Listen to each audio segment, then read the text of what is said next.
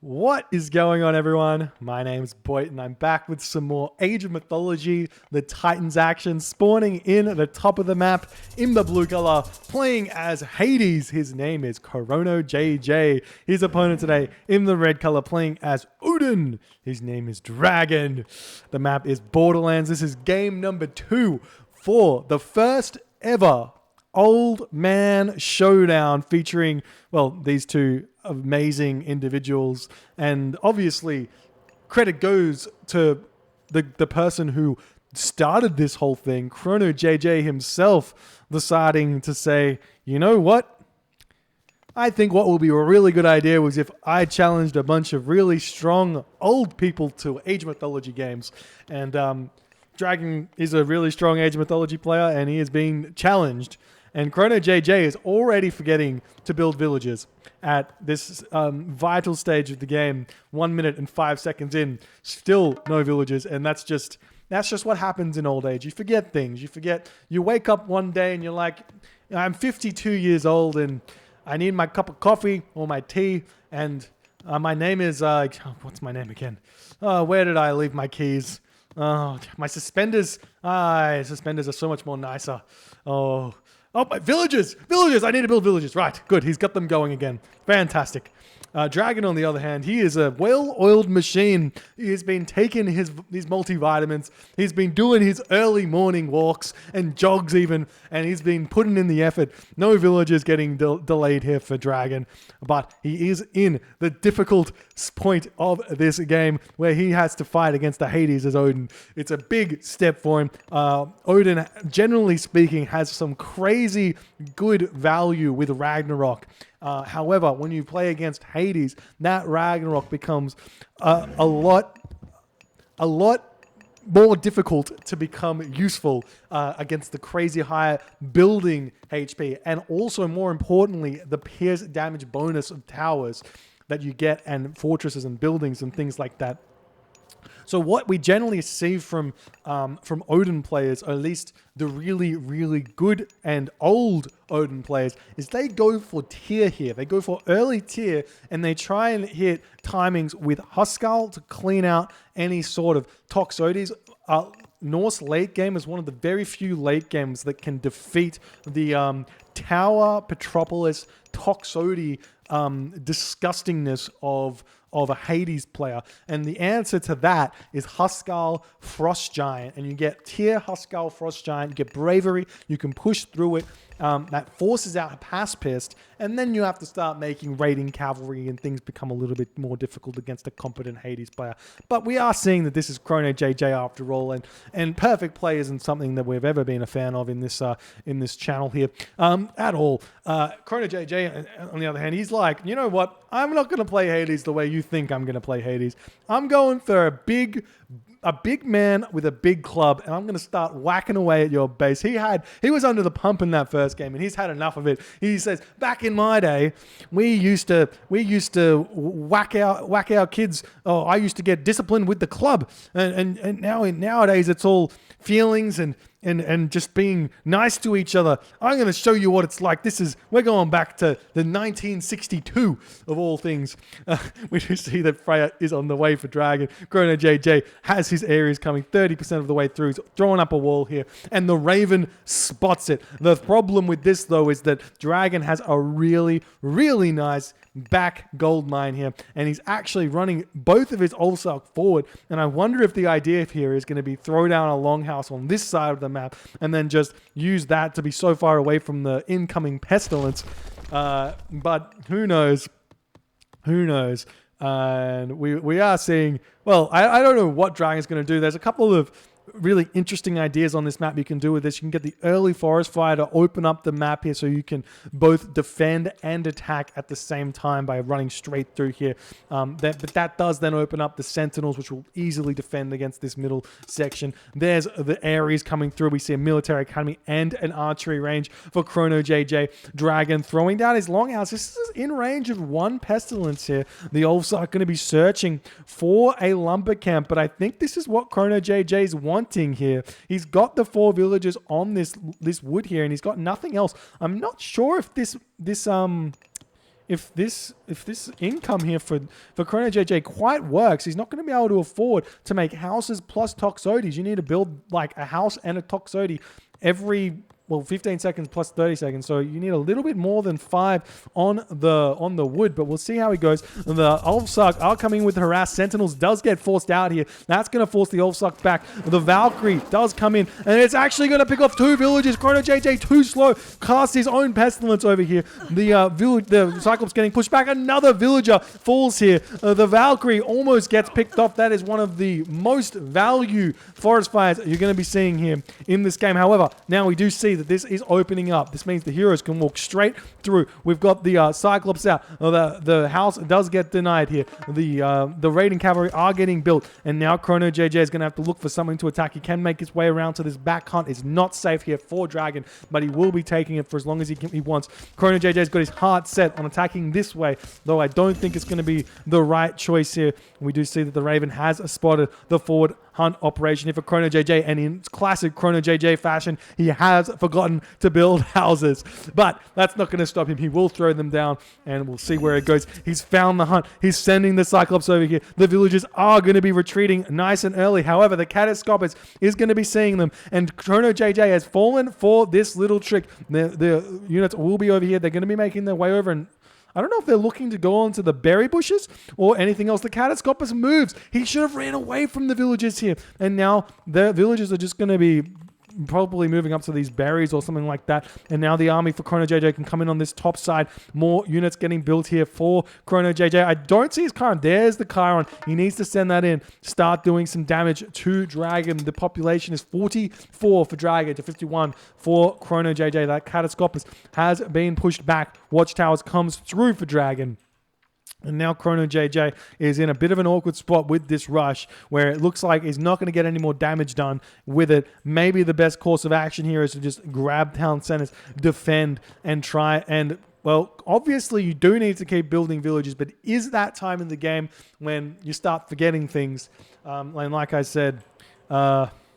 Maybe ChronoJJ just hasn't had the fish supplement. You know, the fish oil is good for your brain, and he's just forgotten to take it today, obviously. So it's just not working out for him, and he still hasn't built those villages. They're still idle. But maybe this is some crazy all-in that he's going for. How much food in the bank? He's got 300 food in the bank. He's got 300 food. He's making hoplites. He's doing all of the stuff except for the fundamentals here. But he might be able to find a little bit of an advantage. And we see if he does hit some sort of a timing without building. There's the villager starting again. Okay, so it's not on purpose. We do see the Thundercloud Shawl has been grabbed. Not the best relic for this matchup, unfortunately. There are no trolls. There is literally no Pierce unit for Odin until the Mythic Age when Ballast will come out. I think I got that right. Yes, Ballister, the only Pierce unit for an Odin player. And now the Raiding Cavalry coming in, going to be hitting this temple. Raiding Cavalry coming around the back, going to be trying to hit the villagers that are hunting over here. The army does just deflect that attack, and now the straggler units of ChronoJJ are getting pushed back. The problem that ChronoJJ is going to be running into is that Dragon is going to be able to get Heroic Age very, very soon. The economy of a Odin player goes very, very hard, very, very fast with these hunting things here. He's still building units though, so he's not trying to jump straight through to Skadi just yet, as he realizes that there could be some issues with a second gold mine. But that's an even more of a reason to go Skadi here, because the problem here is normally Odin wins the classical fight with a full population. However, if the Greek player goes for heavy myth units, they can turn the tide in their favor, and especially with Cyclops. These are I'm gonna probably take a little bit of a guess here. I think Cyclops are the strongest myth unit in the classical age, and I don't think it's close. I think this unit, and it's the most expensive as well, I think. 250 food, 17 favor. The only one that is close to it would be the Minotaur. And if you can get out enough of them, you win. But ChronoJJ is not going for that. He's not going for the mass mass Cyclops as the raiding cavalry coming in, hitting villages here, and also over here hitting these villages. And ChronoJJ wants to move forward and take these caribou here. The Sentinels enough to sort of deflect this with the help of villagers fighting here, so no problems. And now Dragon throwing away vitally important units here. This is going to give ChronoJJ the biggest chance right now. He's got such a big chance now to be going to win this game with a gold staff. The gold mine almost finished here. Where is the Catastropus is the question. It looks like the Catastropus is with the army. He needs to be checking these back gold mines. All the gold is in the back of the base. We see Thundercloud Shawl has come out. It's going to help out, I guess, against the watchtowers. That's about it. ChronoJJ needs to just move around the back of the base here and hit these gold mines. We see Dragon making a move up to this gold mine, which I love. Going for the forward gold mine as far away from the army as we possibly can. But ChronoJJ has to know 10 minutes, 30 seconds on the one against the one town center of a Norse. No! Dragon gets Heroic Age. He's able to get Heroic Age. Now Dragon's going to be able to get out Frost Giants, and he's going to be able to defend against any sort of myth unit spam, any sort of push here onto a gold mine. And ChronoJJ on the other hand, he is still spamming units. He's still at next to no resources, and this is looking very, very spicy indeed. We'll see what Dragon can do, but he's going to need to throw up a hill fort over here. He still does have a little bit of issues coming with a strong push onto this side of the map. The Catastrophe is checking the gold mines out, and we will be seeing ChronoJJ spotting that gold mine up in the top corner of the map here, as he is very much out of position with his army in terms of doing damage here. But maybe, just maybe, it doesn't matter. No, ChronoJJ not checking this gold mine. He's got no clue. He thinks the Dragon is sitting in his base or something still. And the Skadi just about to pop through here.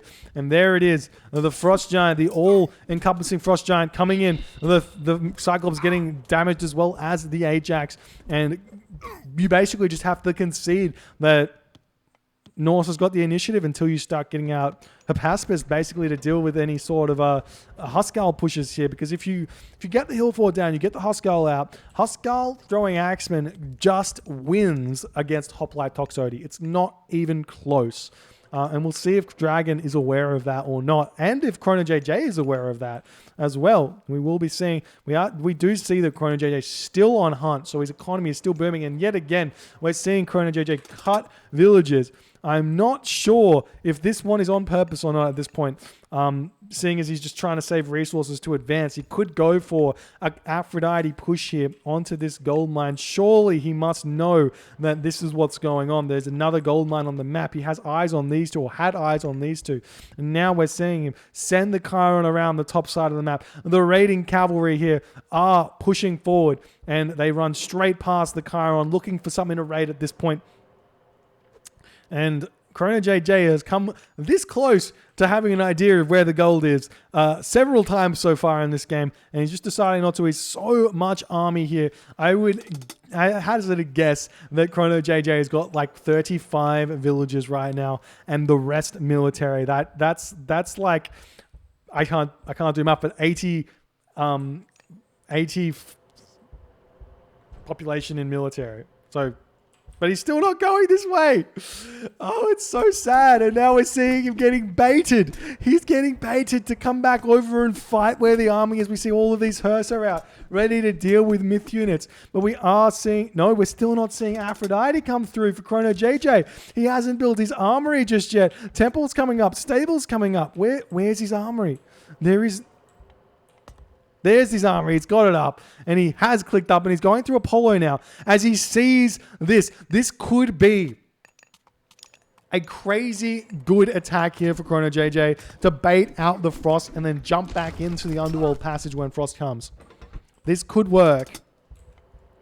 If you bait out the Frost, you're not going to be... You're still in a difficult position, but you can possibly make it work here. We do see that... Well, the hoplite, or you do see that the Catastropus does get picked off. The dwarves getting pulled away as the army is so far out. And there's the Frost from Dragon. Really nice preemptive frost here. Going to be able to pick off a lot of this army, get a lot of damage done, and potentially just go straight to the Mythic Age through tier and really, really hurt ChronoJJ's economy here. And the big problem for ChronoJJ right now is he's got not a hope in the world of winning this fight anymore. So many Frost Giants for Dragon, no economy for ChronoJJ, and this is just such a strong army here for Dragon. The Manticore is out. We see Chrono trying to keep that alive. We see the army here, the 2 Hoplite raids, trying to push Dragon off gold as Dragon's moving over to these gold lines here, doing his movements around the map as he realizes he needs to be close to his army to defend against it. We do see some Hippocon getting built here. The army of ChronoJJ does almost manage to sneak out, but he doesn't manage to do so, and it all just gets completely decimated here as ChronoJJ's population drops down to a 98 as we come back in. 92 population, more units falling as well, and we even have some good frosted Cyclops here and Toxotes that are falling, and ChronoJJ might just get defeated right in this moment. We didn't see the hill fort finished, but it doesn't matter at this point. And ChronoJJ going to be trying to throw out more military buildings as more get torn down. We do see the Hoplite coming over here. However, the big problem for Dragon, no frost means no answer to a raid onto his gold mines. We might be able to see ChronoJJ kill something like in the vicinity of 20 dwarves here on this gold mine if he can hit the underworld passage onto it or potentially, but there's no ox cart onto this location here.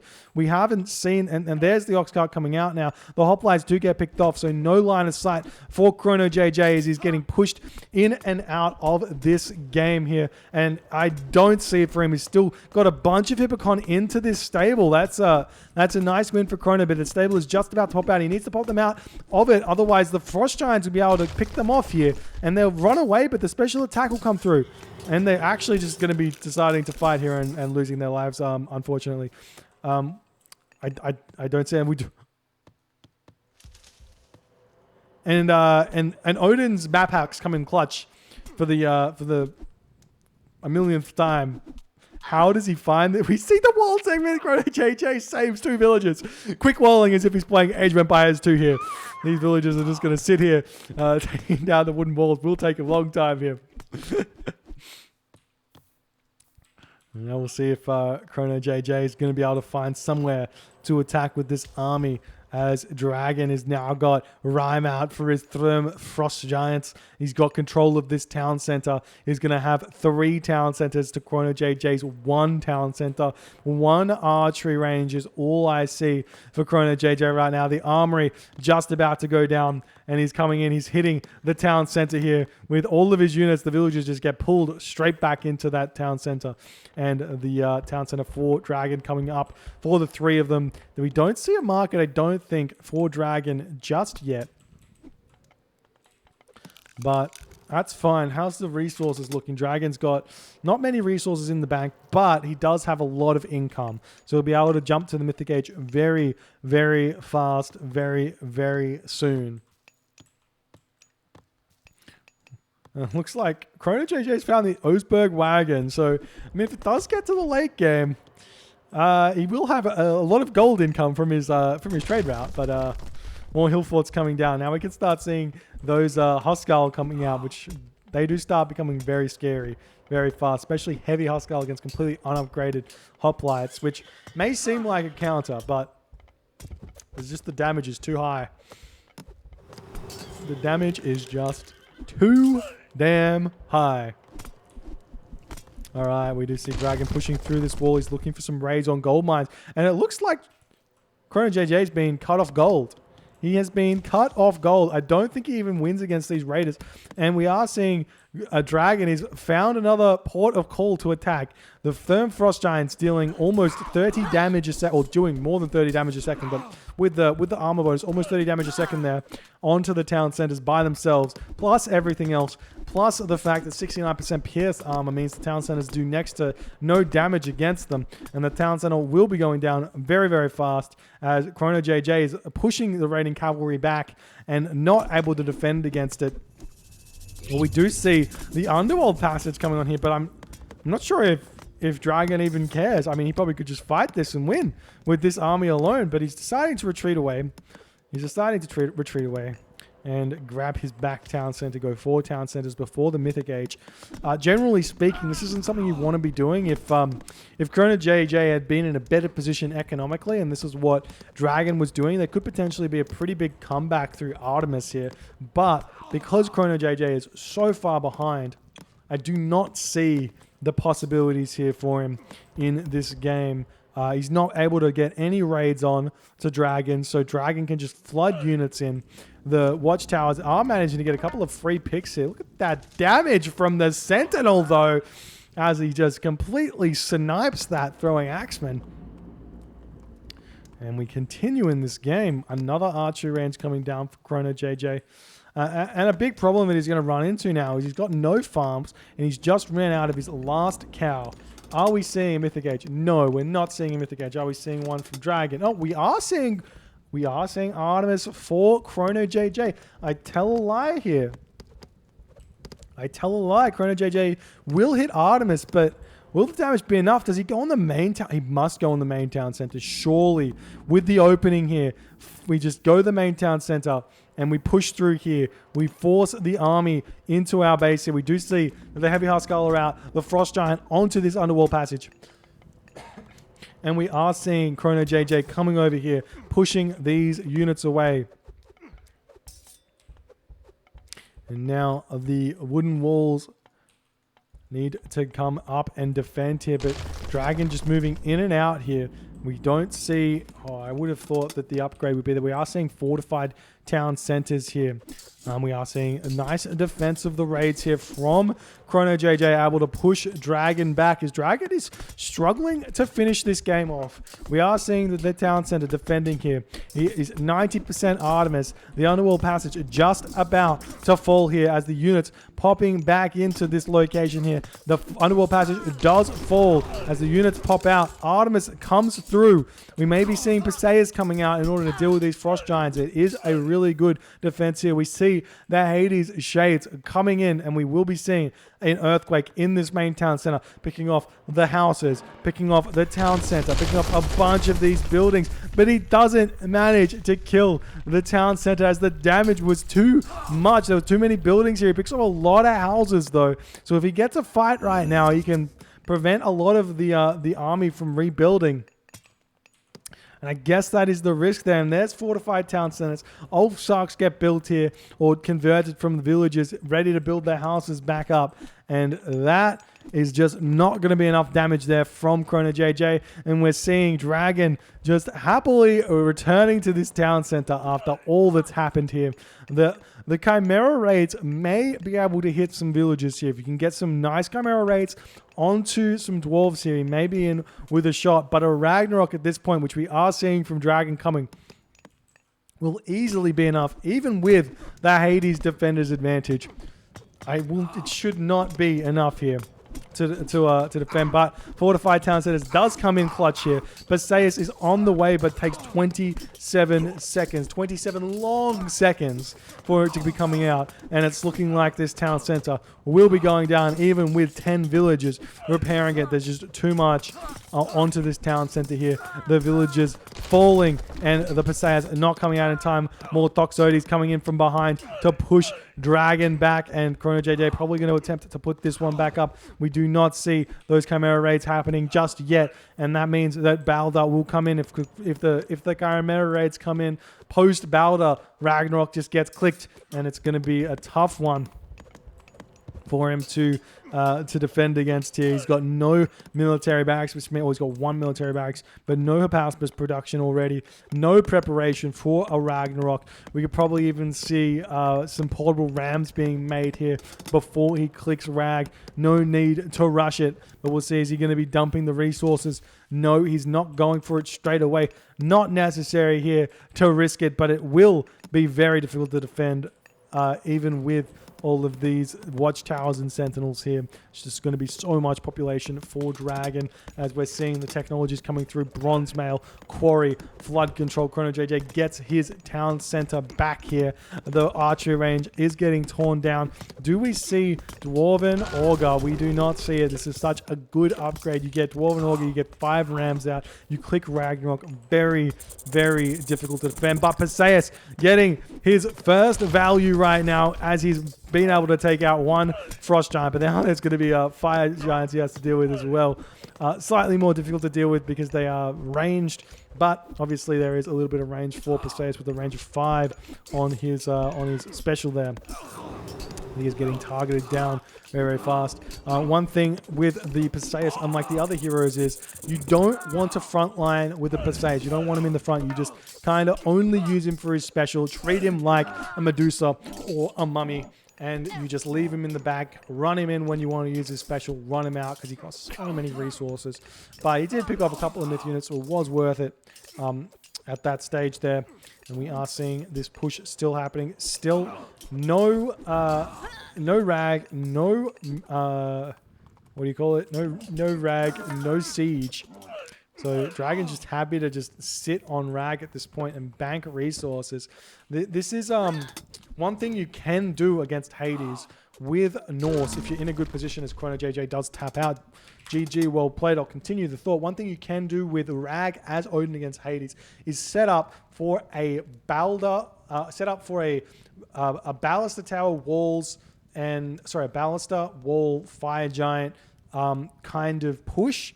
So you bank yourself like 2,000 wood or 3,000 wood, 3,000 gold, a bit of food and a trade route. And your idea is that you push forward hard enough that you can then claim that location with 5 to 10 towers, hill fort and walls, and then you just transition into the boom after that because you're not going to be able to be pushed in because you're going to have Baluster coming out. You slowly bleed units, get the economy back in. You don't need that much economy because you've already upgraded everything. So you only need to get like 40 villages or something like that because you already got 20 ox caravans. And then you keep pushing that way. But this was the game. Well played by Dragon. Really nice defense here against the Ares, though he did lose a lot of units. I thought he was in a bit of trouble here as ChronoJJ did not manage to find this gold mine at all and never managed to get any value out of the Ares. And then after that, his economy was just in crumbles because he didn't macro very well. And just the macro from Dragon was on point, managed to get everything out in the right order, doing the right things. So GG, leveling the series 1-1. If you did enjoy this game, please consider hitting the follow button on the Twitch. If you're on the YouTube, hit that subscribe button, and I'll see you guys in the next game.